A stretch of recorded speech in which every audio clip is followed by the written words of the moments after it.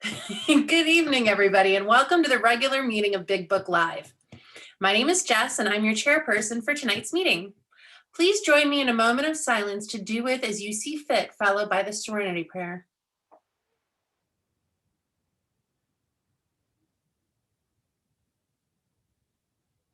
And the Serenity Prayer.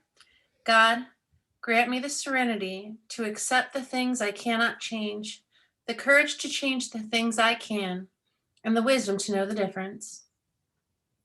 Again, I'd like to welcome you to the Big Book Live. We're glad you're all here.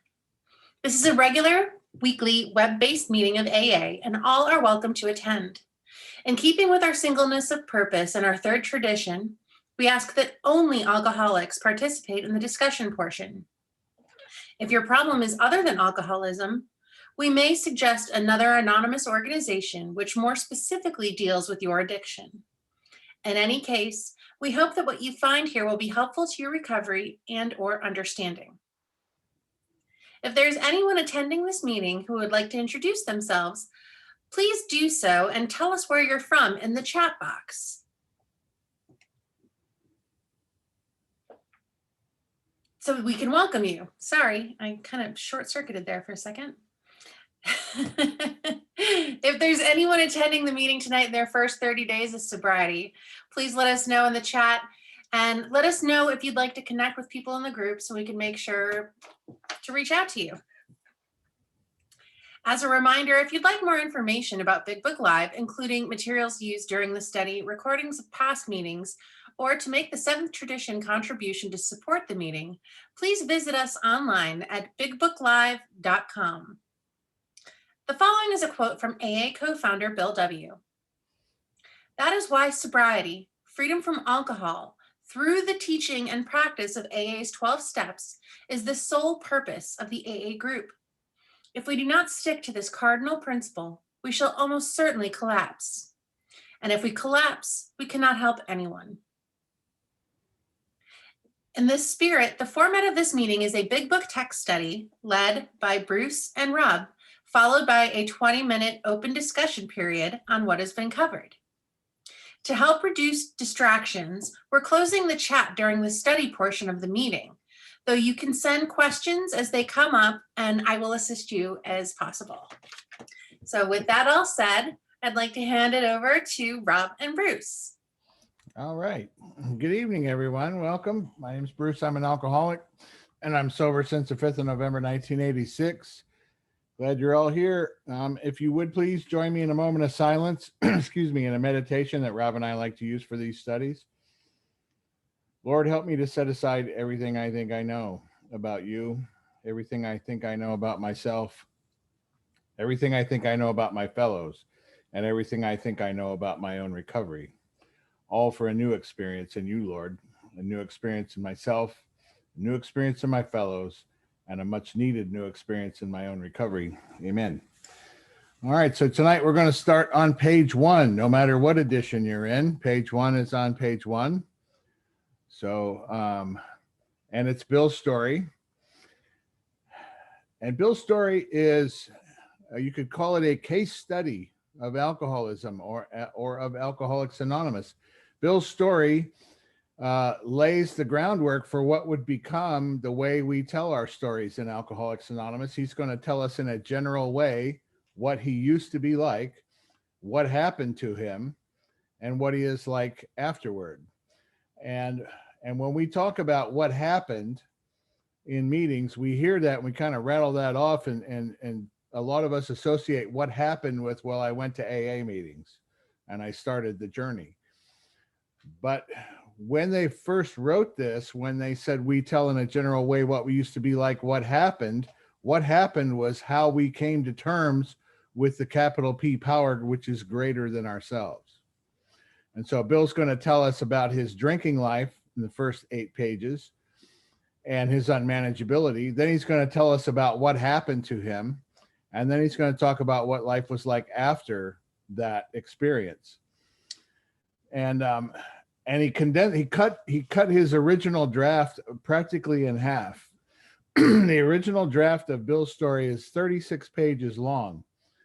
And and there were a lot of details in there that obviously had to be omitted. One of the things was the way that he described himself, and in his original manuscript for his story, he said that he was ambitious. He described himself as being ambitious but very undisciplined. He said I had a genius for evading, postponing, or shirking the whole thing, which I did not like to do.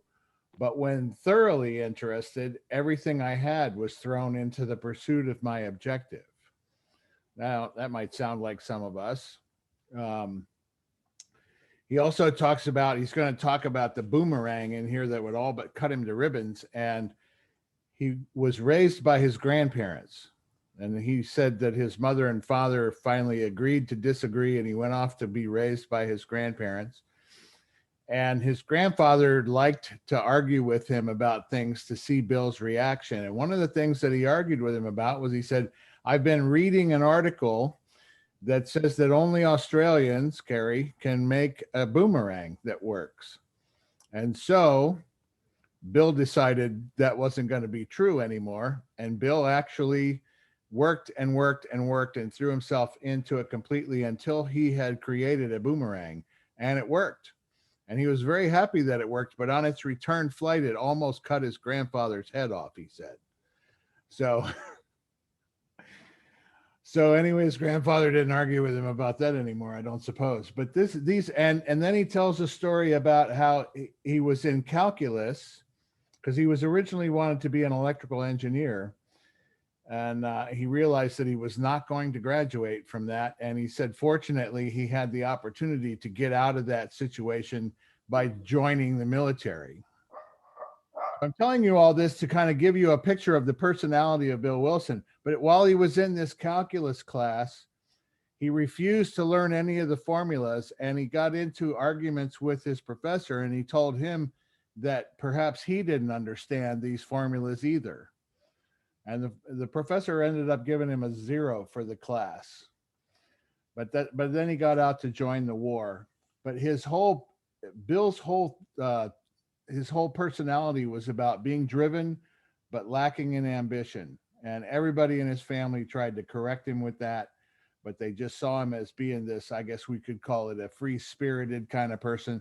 But he was headed down the road, and he made a decision that he was going to get married, and he enjoyed drinking, and he decided he was going to pursue both of those things. So we're going to get into Bill's story. A couple things to look for in here is that it doesn't matter whether things are going well or whether things are going not so well, Bill turns to alcohol, right? Because as I often say, the two worst things that happen to alcoholics are good things and bad things, right? We either drink to celebrate or we drink to overcome. So we think. And look for how he is always feeling not quite up to par, and how he's always looking for something out here to make him feel okay in here as we go through this. So Bill's story, chapter 1, war fever ran high in the New England town to which we new young officers from Plattsburgh were assigned, and we were flattered when the first citizens took us to their homes, making us feel heroic. Here was love, applause, war, moments sublime with intervals hilarious. I was part of life at last, and in the midst of excitement, I discovered liquor. You can underline that. Bill was driven to become an officer once he joined the military. And then he described in his original manuscript that he realized after the novelty of getting into the military and being a part of this, that he had this thought occur to him when all the novelty of it died down, that he was afraid to die, and he was afraid that he was a coward. And then he found out that everybody on the battlefield was afraid of dying, and so he didn't feel so different then. But Bill was always seemed to feel like he wasn't quite a part of whatever it was he was involved in, including being around the more affluent people that his wife Lois was raised around and her family hung out with. He didn't feel quite like he belonged in that either. So, but he says, I was part of life at last. And in the midst of it, I discovered liquor. He said, I forgot the strong warnings and the prejudices of my people concerning drink. In time, we sailed for, quote unquote, over there. I was very lonely and again turned to alcohol. You can underline that. We landed in England. I visited Winchester Cathedral, much moved, and I like to point out, much moved by being what was inside Winchester Cathedral. I wandered outside. My attention was caught by a doggerel on an old tombstone. Here lies a Hampshire grenadier who caught his death drinking cold small beer. A good soldier is ne'er forgot, whether he dieth by musket or by pot. Ominous warning which I failed to heed. Now, that was an important point in Bill's life because 20 years later, he just recalled it from memory. It's not word for word what's on that stone. And many of you are aware that you can find pictures of that stone and it's available, but it's pretty close. And the sentiment is definitely portrayed here. But it was an important point in his life. He was moved, and he will talk about it later on in his story. He will go back to this Winchester Cathedral experience because he sees it from a different perspective later on in life, as a lot of us do about certain things. So then he goes on. Now listen to the ego trying to make everything okay here.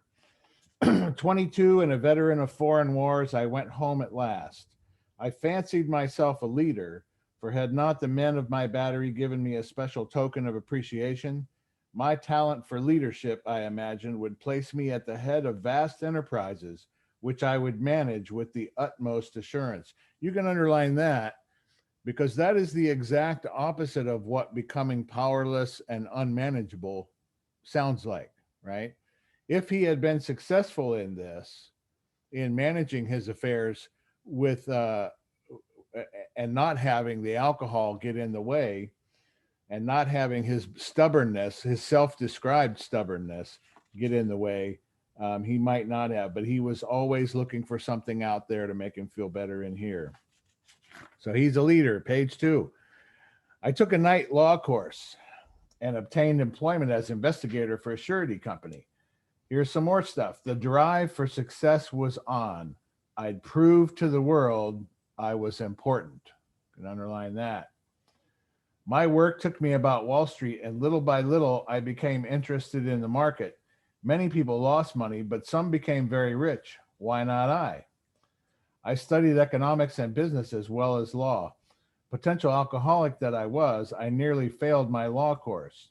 At one of the finals, I was too drunk to think or write. Though my drinking was not yet continuous, it disturbed my wife. We had long talks when I would still her forebodings by telling her that men of genius conceived their best projects when drunk, that the most majestic constructions of philosophic thought were so derived. And I can see myself saying that and trying to present that in such a way, right? My lies about alcoholism were not quite as colorful as that, but I could see myself trying to put that out there.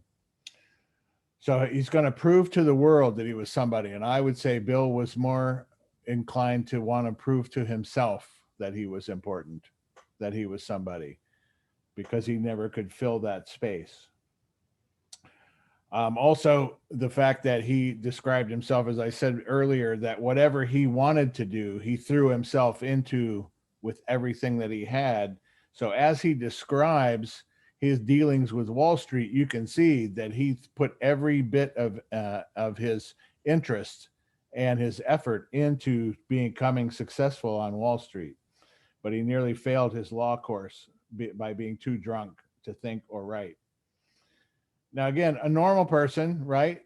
We're in law school. We're about to take our finals. We're probably not going to get too drunk to pass the test if we're that close. And if by chance I am, and I'm a normal, quote unquote, normal person, most likely I'm going to say, you know what, that was a bad move. I don't think I want to do this anymore. That almost cost me my degree, right? But listen further. By the time I completed the course, I knew the law was not for me. The inviting maelstrom of Wall Street had me in its grip.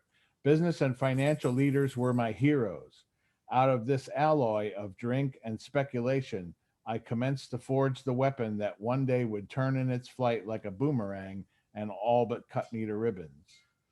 Living modestly, my wife and I saved $1,000. That would have been a lot of money back then. It went into certain securities, then cheap and rather unpopular. I rightly imagined that they would someday have a great rise. I failed to persuade my broker friends to send me out looking over factories and managements, but my wife and I decided to go anyway. I developed a theory that most people lost money in stocks through ignorance of markets. I discovered many more reasons later on. We gave up our positions and off we roared on a motorcycle, the sidecar stuffed with tent blankets and a change of clothes and 3 huge volumes of financial reference service. Too bad they didn't have iPhones back then, huh? So there he is with a library and his wife and a tent and clothes in a motorcycle with a sidecar. Our friends thought a lunacy commission should be appointed. Perhaps they were right. I had had some success at speculation, so we had a little money. But we once worked on a farm for a month to avoid drawing on our small capital. That was the last honest manual labor on my part for many a day. And he's going to talk about that later on too. He's going to talk about going through a 5-year period where he was unemployable. And part of that was after he had gotten sober. So this is the beginning. And another thing I like to point out in these first 8 pages is you watch, there will be what I call a decline of a downward spiral of irresponsibility, a progression of irresponsibility. He becomes less and less of an adult, basically. Less and less responsible, less and less management. The drinking goes from being an accessory to being the primary thing in his life. And he's going to start to describe this. And all the while, it's the drive to be able to say, I've arrived. I'm finally here. I'm successful at last.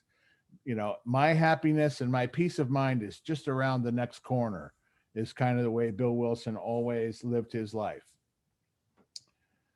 And so let's see here. It says we covered the to keep from drawing on our small capital, page 3, about the middle of the top there. That was the last honest manual labor on my part for many a day. We covered the whole eastern United States in a year. At the end of it, my reports to Wall Street procured me a position there and the use of a large expense account. The exercise of an option brought in more money, leaving us with a profit of several $1,000s for that year. Again, a lot of money in the 20s. In the 100 years ago 20s. For the next few years, fortune threw money and applause my way. I had arrived. My judgment and ideas were followed by many to the tune of paper millions. The great boom of the late 20s was seething and swelling.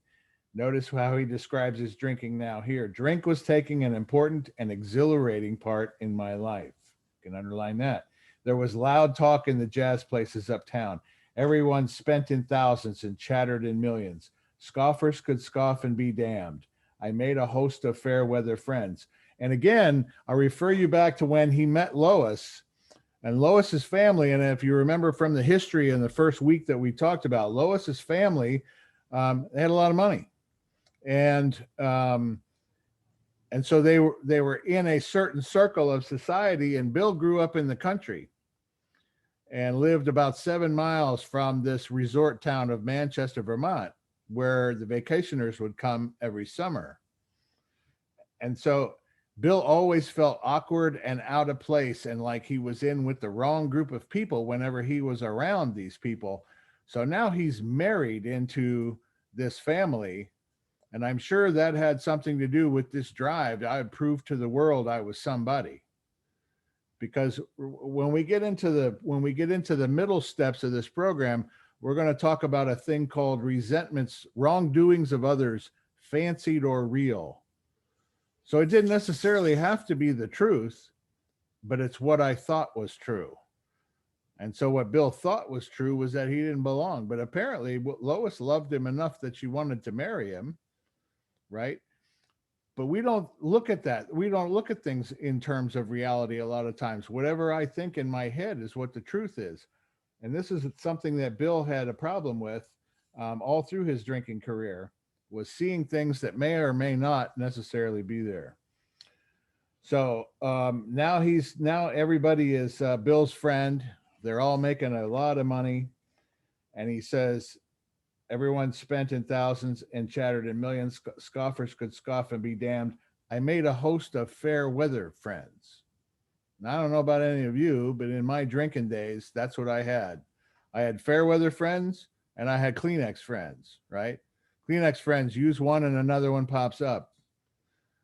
I had fair weather friends. I had, when my mother passed away right before I got sober, right when I got sober. And I had 3 people left that I drank with that came to her funeral. But my father was in Alcoholics Anonymous, and there were 400 people from AA that came to her funeral, but only 3 people that I drank with. And so he made a host of fair weather friends. He goes on. Now he's one paragraph later. My drinking assumed more serious proportions, continuing all day and almost every night. The remonstrances, and I'm going to give this over to Rob here in just a minute, so I'm letting him know that he's coming up. The remonstrances of my friends terminated in a row, and I became a lone wolf. There were many unhappy scenes in our sumptuous apartment. There had been no real infidelity, for loyalty to my wife, helped at times by extreme drunkenness, kept me out of those scrapes.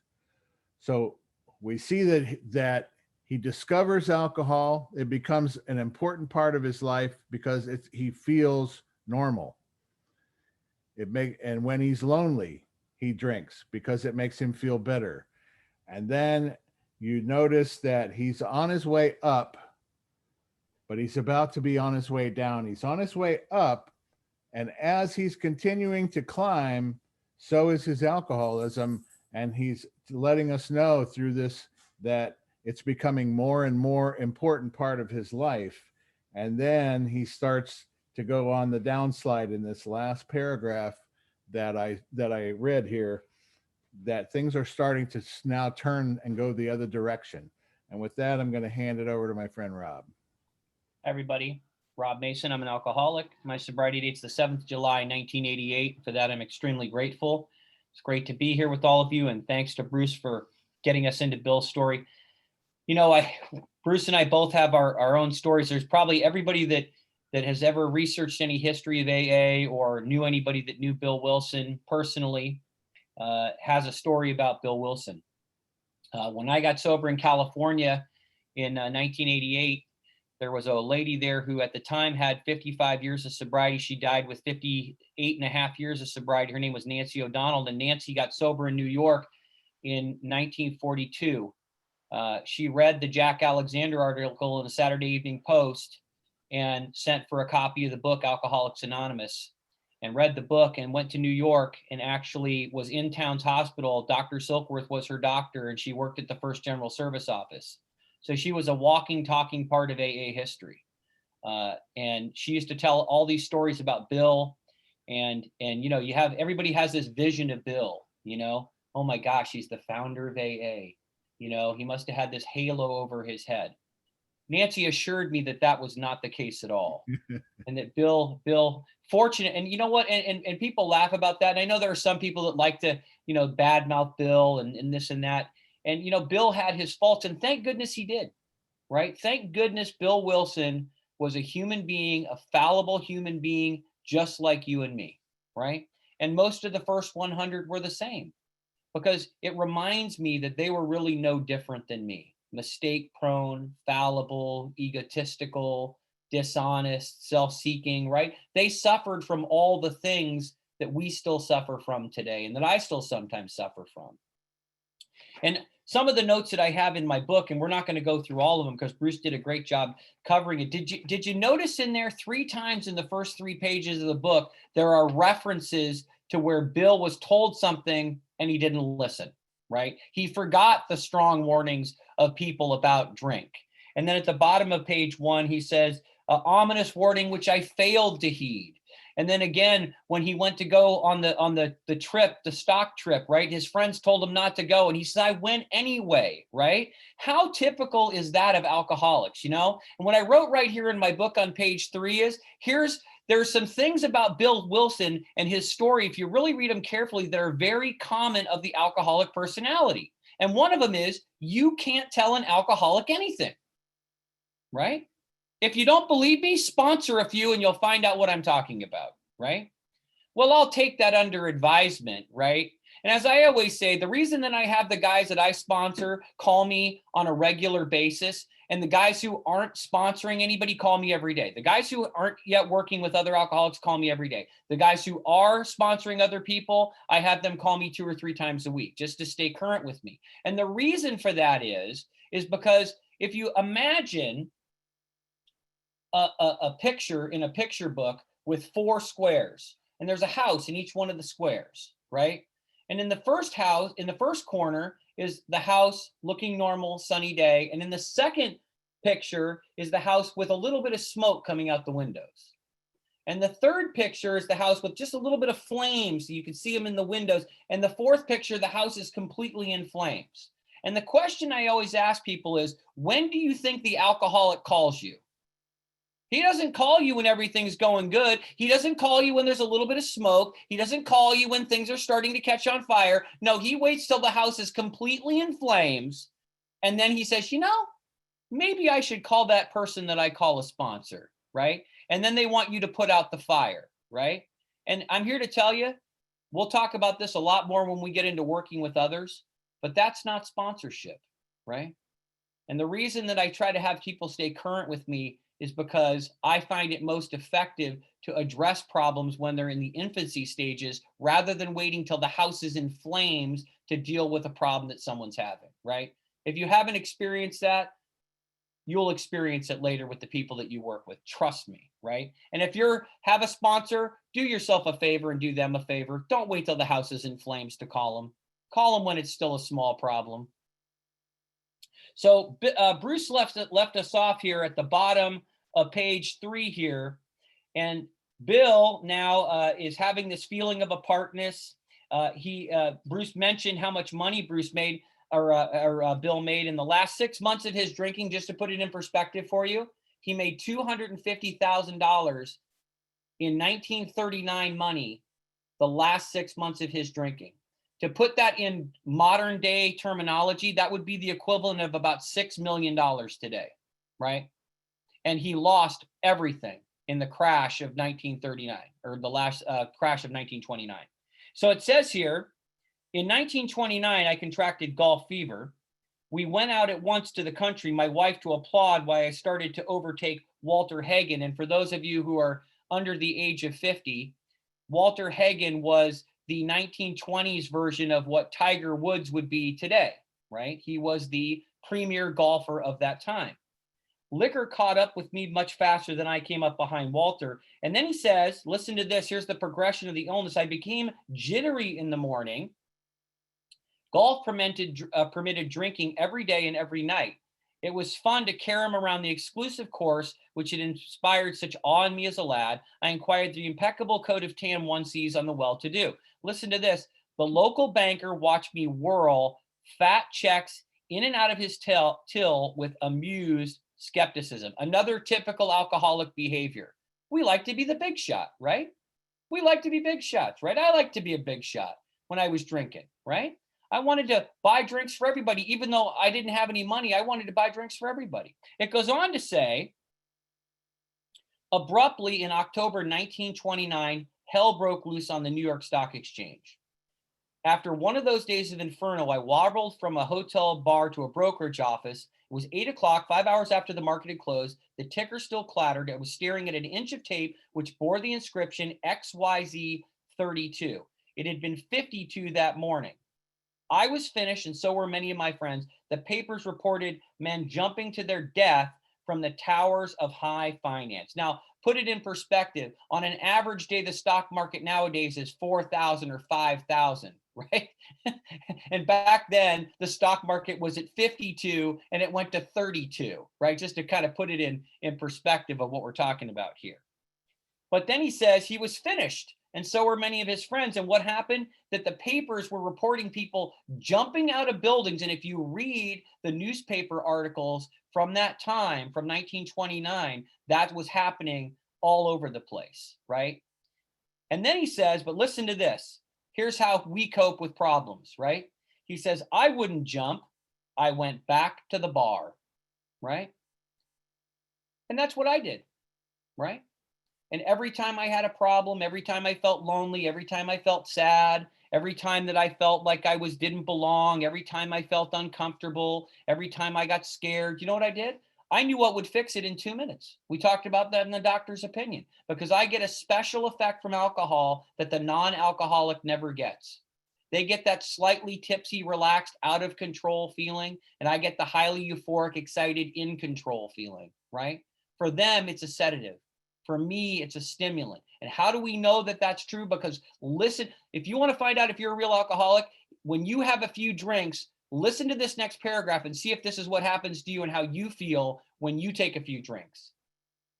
He says, my friends had dropped several million since 10 o'clock. So what? Tomorrow was another day. Here it comes. As I drank, the old fierce determination to win came back. And that's what happened to me every time I drank. Every time I drank, I'm here to tell you, I became a great dancer, master of many subjects, expert in many things. I'm telling you. And it made me feel better than I was, just like Bill.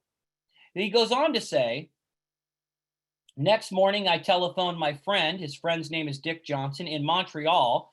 He had plenty of money and left and thought we'd better go to Canada. I see we have some Canadians on tonight. Welcome, eh? By the following spring, we were living in our accustomed style.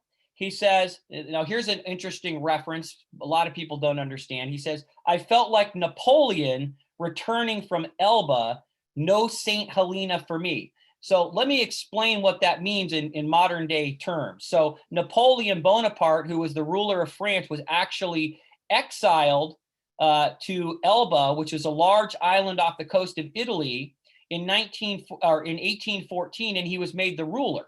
And he returned a year later in 1815 to become the Emperor of France.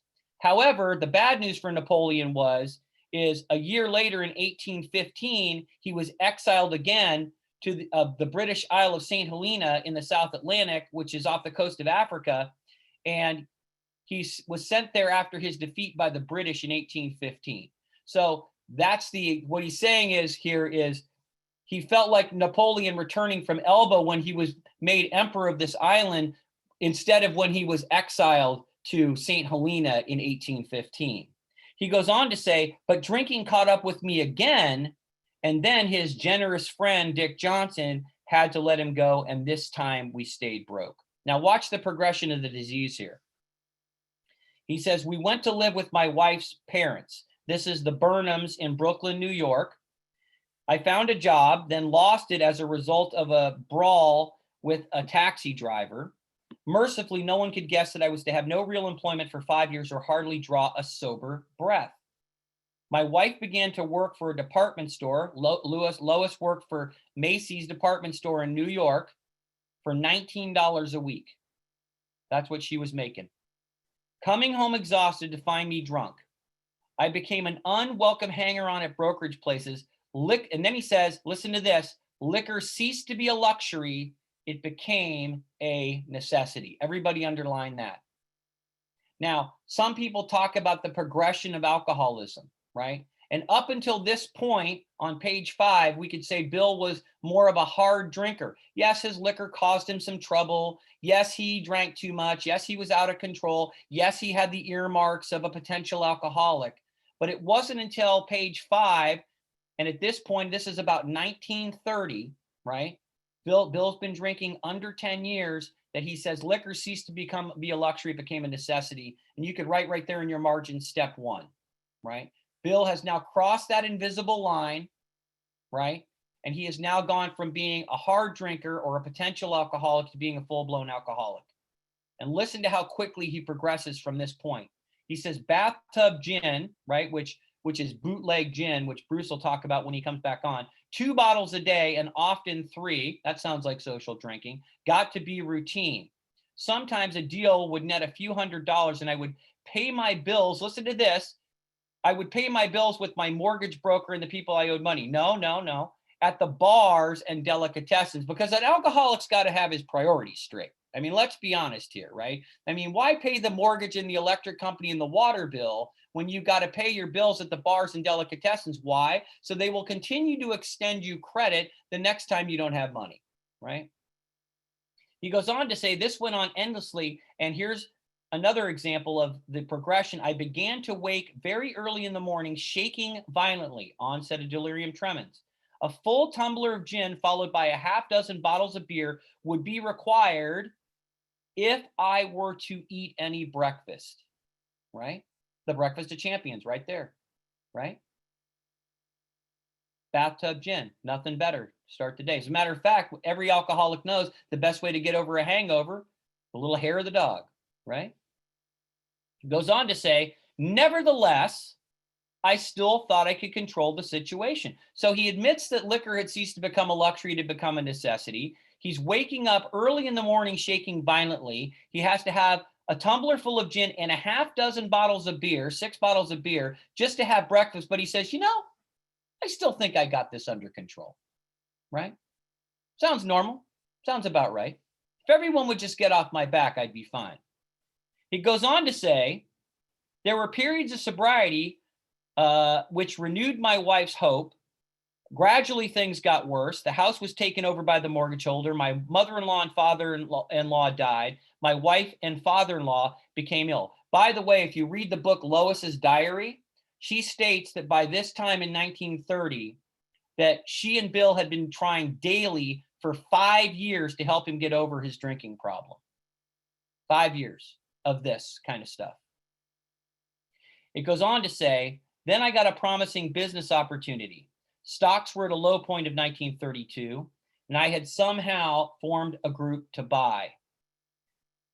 I was to share generously in the profits. Then I went on a prodigious bender and the chance vanished. You'll remember, for those who were here last week, it talked about that Dr. Silkworth's experience with people like us was that he had known many men that had worked for a period of time on a particular project that was to be settled on a certain day favorably to them. But then he says what happened was they took a drink a day or so prior so that the important engagement was not met.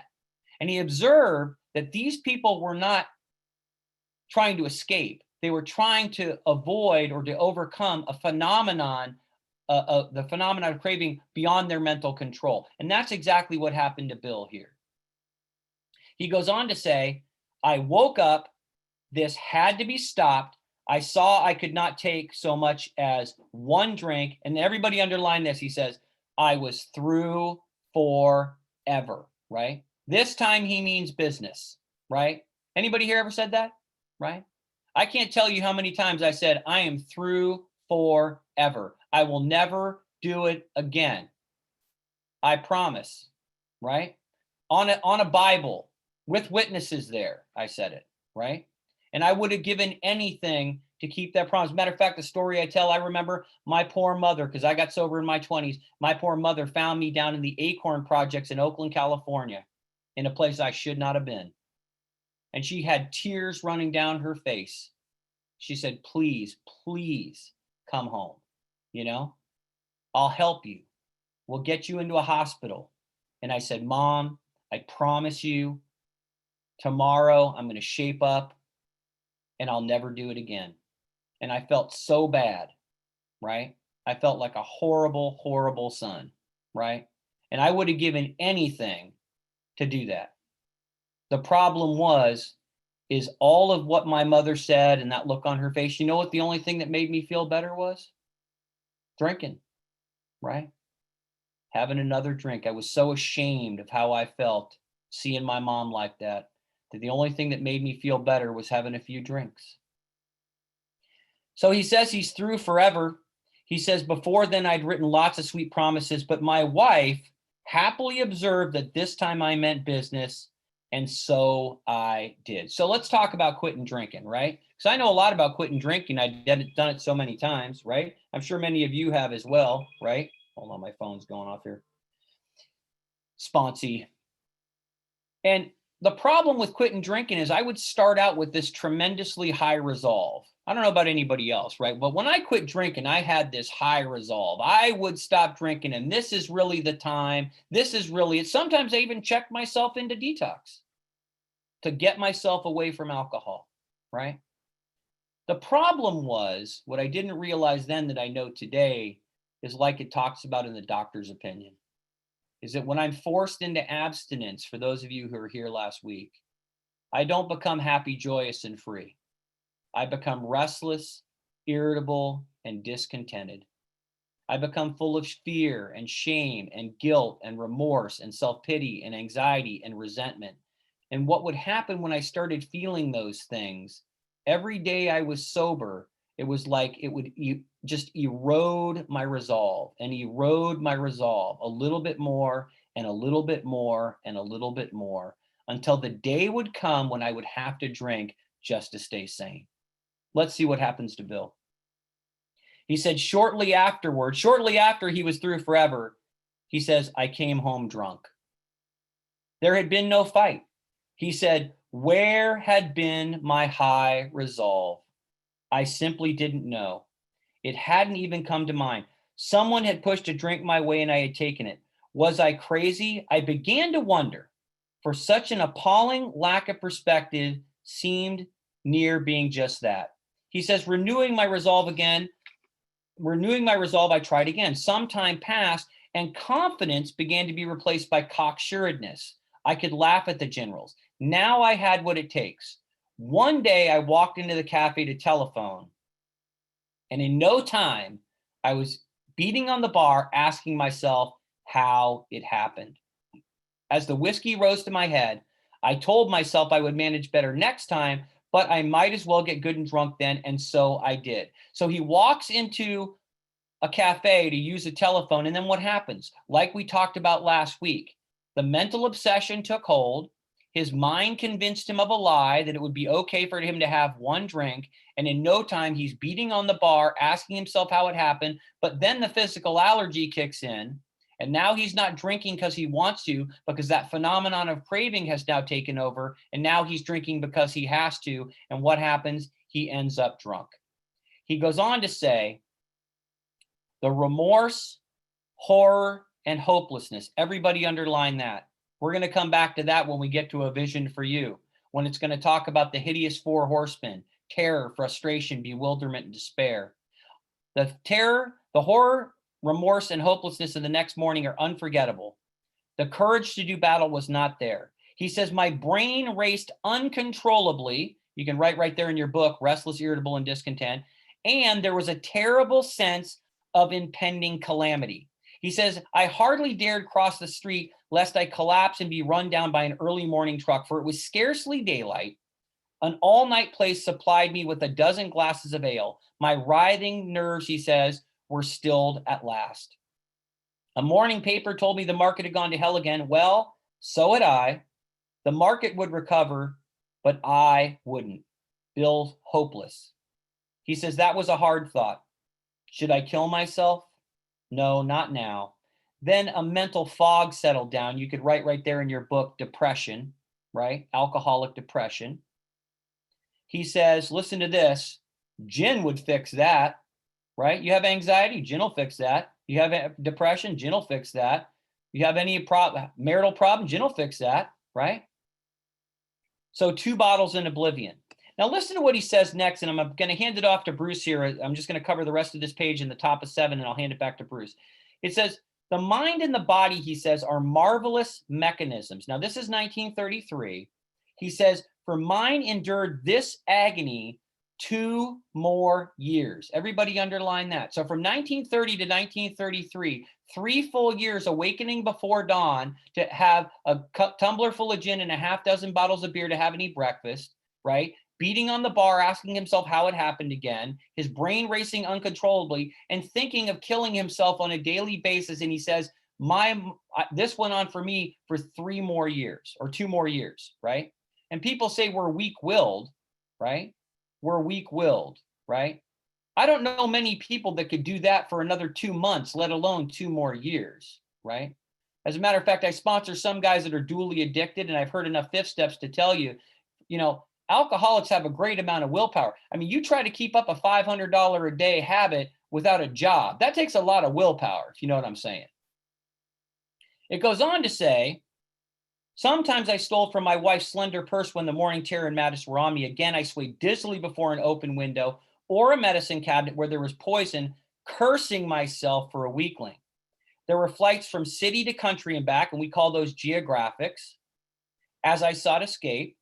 And then came the night where the physical, that's the allergy, and mental, that's the obsession, torture was so hellish, I feared I would burst through the window, sash and all. Listen to this. He says, somehow I managed to drag my mattress to a lower floor lest I suddenly leap. And I wrote right there in my book, that's my story. Because in 1987, I actually jumped out of a second-story window because I was so depressed with alcoholic depression. And I wasn't killed in the process. It says a doctor, listen to this, a doctor came with a heavy sedative. Everybody underline that. We're getting to something here. Then he says, the next day found me drinking both gin and sedative, underline that. And this combination soon landed me on the rocks. So I want to point out something, and I'm going to give it back to Bruce here, that Bill Wilson, right here at the top of page 7, is talking about using sedatives in conjunction, in combination with alcohol, right?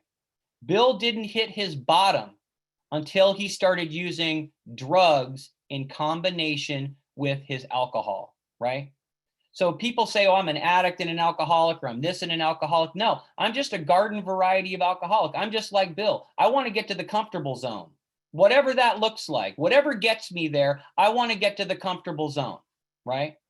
But the difference is, as Bruce and I, our good friend John Hunter, who recently passed, used to say, the difference between me and a drug addict is if you put a pile of cocaine in front of me, I'll call the police on you. But if you give me 3 drinks, I'll kill you to get it. That's the difference, right? Because I'm a real alcoholic. I'm nothing special, just like Bill Wilson. I want to read you something from Dr. Bob and the Good Old Timers. And we're not trying to create any controversy. We're just trying to point out what the book says, right? This is from AA History. This is from Dr. Bob and the Good Old Timers on page 32, last paragraph here. And the subject here is drugs in conjunction with alcohol. It says, Dr. Bob soon developed 2 distinct phobias. In his own words, one was a fear of not sleeping, the other was a fear of running out of liquor. Not being a man of means, I knew that if I didn't stay sober enough to earn money, I would soon run out of liquor. He says this irrefutable logic led him to a squirrel cage existence, a 17-year nightmare. Staying sober to earn money to drink again, getting drunk to go to sleep, and then starting all over again.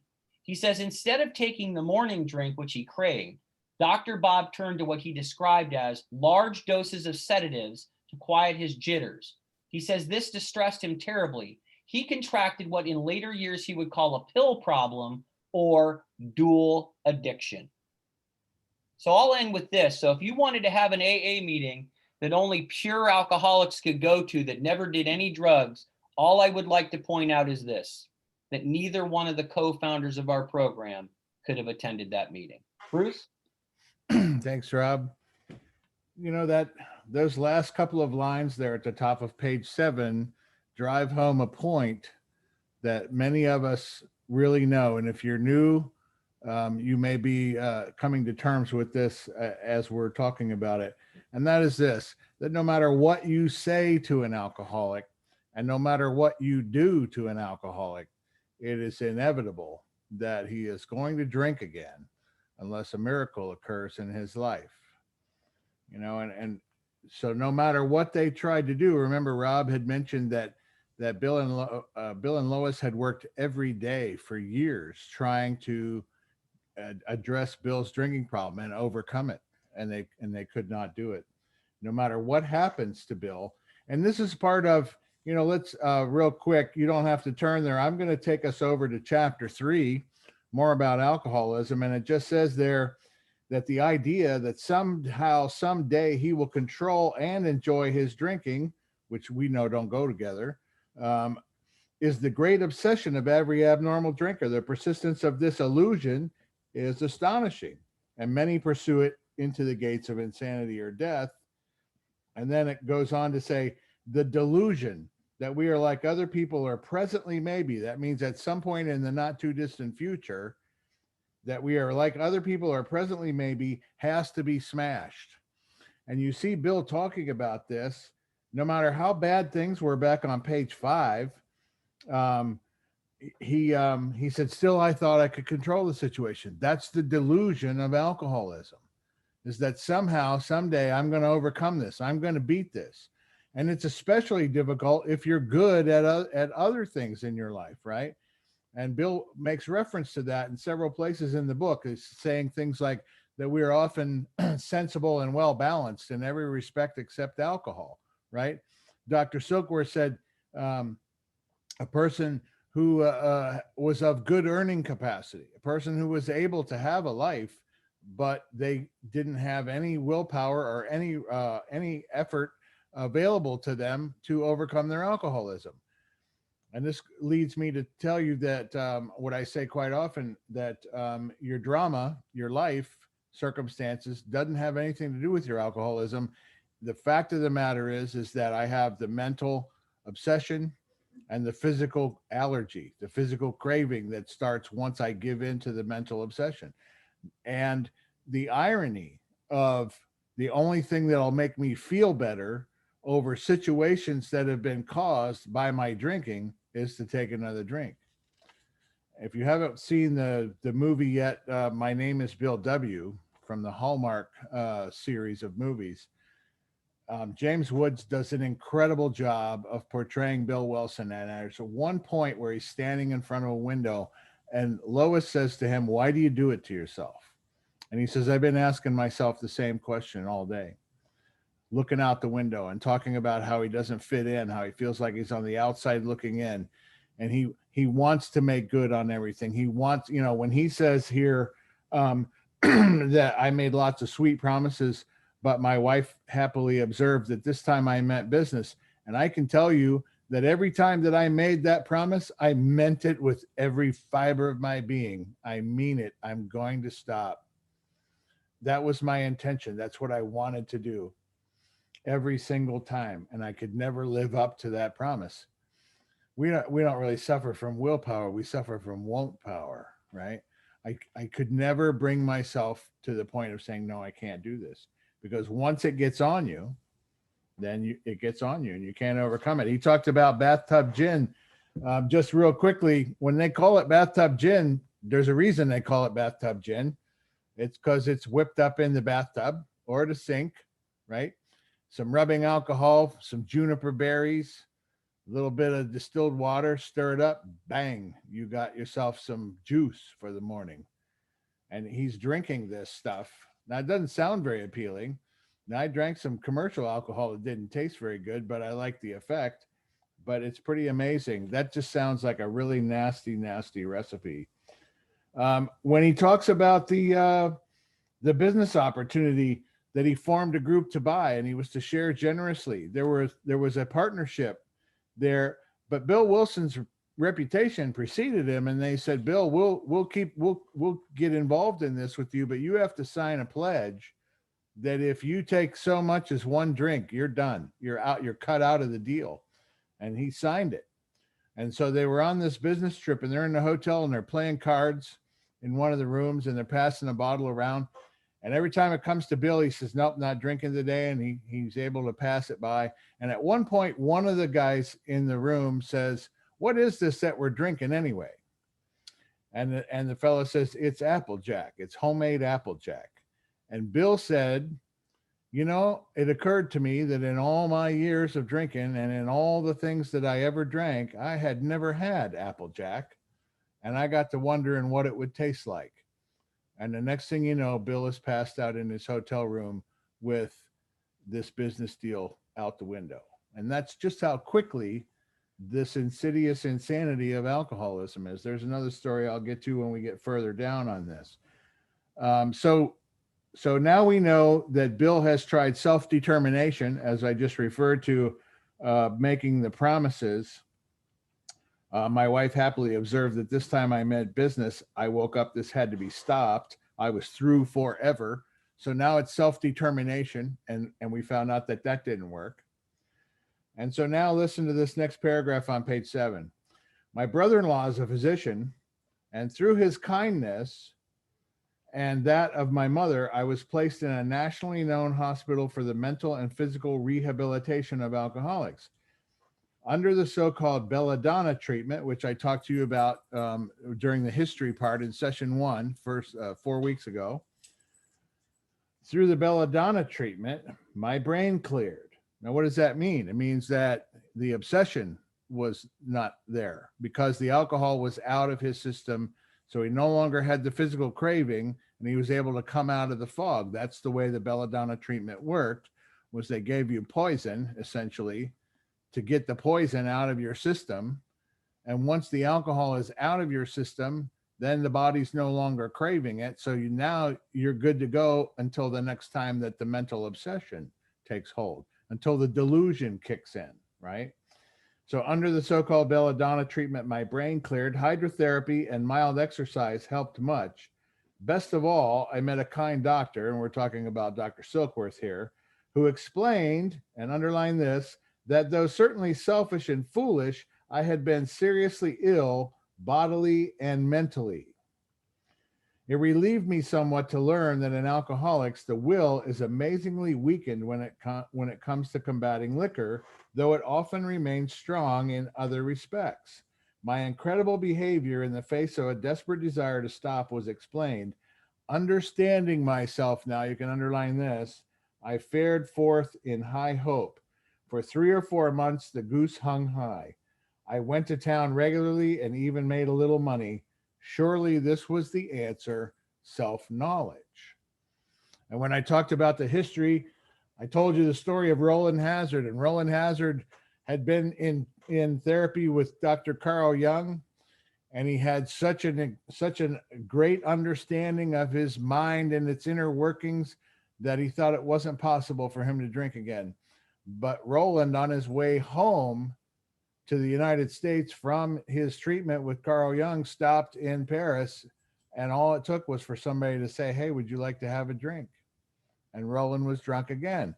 So self-knowledge, as we're going to find out, that's not going to help either. It doesn't matter what I know, right? It's kind of like knowing why the tire is flat, right? You can know why the tire or why the Titanic is going down, right? You can be standing on the bow of the Titanic yelling at everyone in the lifeboats about what fools they are because you know why the boat's going down. It doesn't help. And so that's a part of this problem. For those of you who are new, I will tell you this, if you try long enough and hard enough and search out enough information, you will discover why you're an alcoholic. You'll figure it all out. That's the good news. The bad news is it won't help, because it's not a matter of understanding how it works. It's a matter of how can I get out from under it? Or as one of my heroes in AA, Bill Oakley, used to say, it doesn't matter how the jackass got in the ditch. It's how we're going to get him out that's important. And so Bill's about to find this out. So self-knowledge, this must be the answer, but it was not, for the frightful day came when I drank once more. The curve of my declining moral and bodily health fell off like a ski jump. And this is why some of us, you know, I only drank for a few years. I started drinking at the age of 14. By 26, I was in Alcoholics Anonymous for the second time, and I was here to stay. And for some of us, we go along this line for quite a while and everything seems to be okay. And then we have this great decline. And some people, they start on a decline and they just crash and burn right from the get-go. I mean, I drank alcoholically from the start. And I will tell you it was social drinking, but it was the kind of social drinking where someone says, I think I'll have a drink. And I said, so shall I. That's as far as I ever went with social drinking. I was always insanely drunk from the very beginning. And so mine just went downhill fast. I'd say I was on the accelerated program. And I also took some enhancements to my drinking. I found some things that would allow me to drink for hours and for days on end and not fall over. And so they were great complements. I spent a little bit of time as an amateur pharmacist, but that's another story for another time. Okay. And that was strictly to earn money to drink on. But I found, when they talk about, any of us that have had any kind of medication, a lot of times you get these medicines and right on there, there'll be a label on the side that says, alcohol may intensify the effects of this medication. And I've never known for sure whether that was a warning or a challenge. Right. And when somebody ever handed me a pill, I never said, what will this do to me? I just took it and I found out as I went.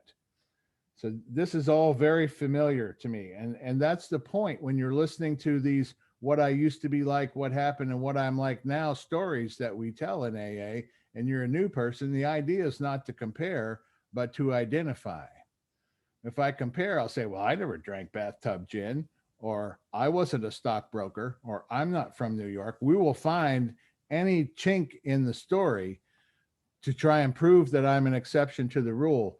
But when I start reading his behavior, his incredible behavior in the face of a desperate desire to stop, then I started to relate. When I started to hear people, we called it reading my mail when I got sober. There were a lot of people in AA that had been reading my mail because they were telling my story from the podium almost every night. I was hearing it and I was relating to it. And that's the point of having Bill's story in here, is to be able to identify with the problem so I can see if maybe the solution that AA has to offer is something that would be beneficial to me. So he says, my declining moral and bodily health fell off like a ski jump. After a time, I returned to the hospital. Now listen to this. This was the finish, the curtain, it seemed to me. My weary and despairing wife was informed that it would all end with heart failure during delirium tremens, or I would develop a wet brain, perhaps within a year. She would soon have to give me over to the undertaker or the asylum. So they've let Lois know that this is it. He's not going to be, you can only go so far. It's one of the things about life is there is a level of pain beyond which we're simply not permitted to go. There is a line that we're not permitted to go beyond. And for alcoholics, our line is that we find recovery, or we become institutionalized, or we die. But those are the only three ways out of alcoholism that I'm aware of. He says they did not need to tell me. And listen to this. I knew and almost welcomed the idea. Remember back in the doctor's opinion, we talked about many make the supreme sacrifice rather than continue to fight. Bill's already talked about killing himself. And as disgusted as he was for the people jumping out of their windows when the stock market crashed, Bill's dragging a mattress down to the ground in case he jumps out the window. So now he has a much better understanding of a certain level of desperation, doesn't he? But he's there now after self-determination failed and self-knowledge has failed. So he's not even really denying it anymore. He's not really in the state of delusion. He's accepting the fact that he's going to drink himself to death, and he's almost welcoming the idea of a wet brain or being permanently institutionalized or dying. It was a devastating blow to my pride. I'm gonna read just a little bit more here and hand it back to Rob for the last word tonight before we open it up for discussion. But in your margin, at the top of page 8, I would like you to write in the margin at the top, unmanageability for the first paragraph, and powerlessness for the next paragraph, because Bill, unbeknownst to him, is about to make the admissions that are required for step 1 in Alcoholics Anonymous. So I'll start again at the bottom of 7. They did not need to tell me. I knew and almost welcomed the idea. It was a devastating blow to my pride. I, who had thought so well of myself and my abilities, back on page 1, 2, and 3, of my capacity to surmount obstacles, was cornered at last. Now I was to plunge into the dark, joining that endless procession of sots who had gone on before. I thought of my poor wife. There had been much happiness after all, what I would not give to make amends, but that was over now. So there, Bill is admitting that his life is totally unmanageable. He thought so well of himself. He had the ability to surmount obstacles. He was going to prove to the world that he was important. And now he realizes that he can't run anything in his life. His life is finished. He's hopeless. And then the next paragraph where he surrenders to the notion of his powerlessness. No words can tell of the loneliness and despair I found in that bitter morass of self-pity. Quicksand stretched around me in all directions. I had met my match. I had been overwhelmed. Alcohol was my master. And so he is saying there that there's no way out. He realizes and he fully admits and accepts that there's no way out, that he's going to die or go permanently insane as a result of his drinking. This, from in these 8 short pages, he discovered alcohol, which helped him to become sociable, and feel okay and feel a part of. And when he felt lonely, it kind of helped. And he learned about alcohol as a social lubricant. But now, out of this alloy of alcohol and speculation, this drive to succeed and to be better than, and to find something out here that'll make me feel okay in here, now he's at the place where he has admitted complete defeat. And with that, I'm going to hand it back to Rob. Thanks, Bruce. You know, every time I read that paragraph on page 8 where Bill takes step 1, where he actually takes step 1 in that first full paragraph, gives me chills, because I will never forget that feeling. You don't need to explain that feeling that Bill just described to any real alcoholic. Anybody who's come to AA in one form or another, in one way or another, has had the exact experiences he's talking about. For me, it came strapped down in an emergency room hospital bed with a tube down my throat from alcohol poisoning. Again, not the first time.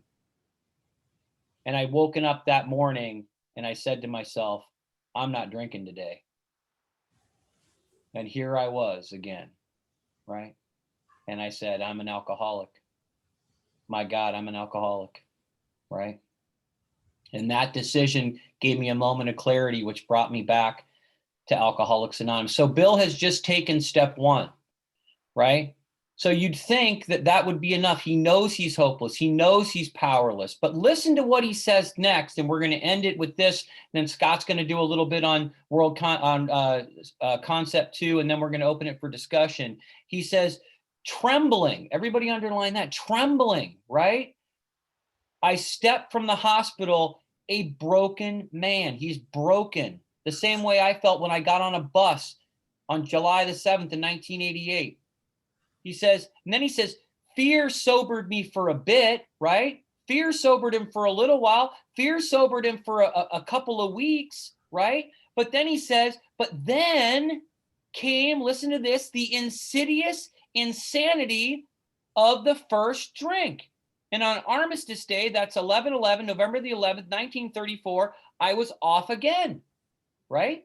So he's admitted complete defeat. He's a broken man. He steps from the hospital. He's afraid of even stepping out of the hospital, and he's sober for a little while. And then he says, but then what happens? Then came that insidious insanity that I experienced every time I left detox, every time I left jail, every time I left the hospital, every time I quit drinking. Sooner or later, I would get a great idea. And my mind would convince me that this time it was going to be different. I went to treatment 4 different times. And, you know, when I would go to treatment, and maybe some of you have been to treatment, a lot of alcoholics, we like treatment, right? Because I could stay sober in treatment. And they give you like a book or a coin, and they pass it around the room, and everybody goes, I know you're going to make it, man, right? And I'm drunk before I get to the corner, right? And like tears are rolling down my face. I'm going to make it this time. I got the coin, right? But then the insidious insanity of the first drink happens. But listen to what he says next. He says, everyone became resigned to the certainty that I would have to be shut up or would stumble along to miserable end. He says, listen to this, how dark it is before the dawn. In reality, he says, this was the beginning of my last debauch. He says, I was soon to be catapulted. And on page 25, he's going to say, I was rocketed into what I like to call the fourth dimension of existence. I was to know happiness, peace, and usefulness in a way of life that is incredibly more wonderful as time passes. So Bill's looking back and he's realizing that this was really the beginning of the end, right? That this was the end of his old life and his emergence into a new life. And if you're new here, and I know we have some new people in this meeting tonight, and you're saying to yourself, you know, I'd rather have happiness than misery. I'd rather have direction than confusion. I'd rather have peace than chaos. Then just hold on with us until we get into chapter 2. Because a little bit later on in the book, it's going to tell us that if we seek this power and this solution with what he's going to call the desperation of a drowning man or a drowning woman, what they're going to promise us is that we're going to have a new life and a design for living that really works. And I'm here to tell you, the question I had to ask myself in 1988 when I came back to AA the last time was this: do I want what I have, or do I want what Bill just described at the bottom of page 8? Do I want happiness and peace and usefulness? Do I want a way of life that's incredibly more wonderful as time passes? And I'm here to tell you, after 32 years, it gets better every year. And with that, I'll turn it over to Scott to go over concept 2. Thanks, guys. Great job. Excuse me. So guys, remember last week we talked about concept 1. I showed everybody what the pamphlet is that's available at most of your intergroups. If you don't have an intergroup office or they don't have it, you can get it from GSO. You can order it online or you can print it out in a digital format. And we talked a little bit about the ultimate authority, right? Responsibility. We talked about the upside down triangle and how it trickles from the top down, the exact opposite of our government. So today we're going to talk about concept 2. So in 1955, AA groups confirmed the permanent charter for their General Service Conference, and thereby delegated to the conference complete authority for the active maintenance of our world services, thereby made the conference accepting for any changes in the 12th tradition or in Article 12 of the conference charter, the actual voice and the effective conscience of our society. Concept 1 establishes final responsibility and ultimate authority of AA groups, but in actual practice, how are they to manage AA's service affairs? By delegation. That's concept 2. Bill and Dr. Bob entrusted the early groups to get their programs going and to spread the message, found non-alcoholic friends to help them. They formed a trustee and delegated it to the responsibility for finances, the big book and other literature, public information, and the service office and the AA grapevine. However, as the trustees constantly looked to the co-founders for advice and guidance, the groups also continued to hold them accountable. It was evidence that the leadership should be transferred to the AA group as a whole. But if the groups were to carry on with their primary purpose, they would have to delegate their leadership role to the General Service Conference. They do this by electing General Service representative for each group. These GSRs meet regularly in the area assemblies and every 2 years elect a delegate from among their number.